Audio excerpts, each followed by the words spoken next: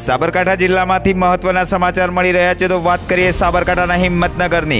હિંમતનગરમાં લૂંટ વિથ મર્ડરનો બનાવ। શહેરના રામનગર વિસ્તારમાં બની ઘટના। નિવૃત્ત પોલીસ કર્મીના ઘરે આવેલ લૂંટારાઓએ 2 લોકોની કરી હત્યા, જેમાં નિવૃત્ત પોલીસ કર્મી અને તેમની પત્નીની હત્યા કરી લૂંટ ચલાવાઈ। તીક્ષ્ણ હથિયાર વડે આપવામાં આવ્યો ઘટનાને અંજામ। ત્યારે દોડે દિવસે જ લૂંટ વિથ મર્ડરની ઘટના સામે આવતા કાયદો અને વ્યવસ્થાઓ ઉપર ઉઠ્યા અનેક સવાલ। ત્યારે પ્રધાનમંત્રીના આગમન પહેલા મર્ડરથી સનસનાટી।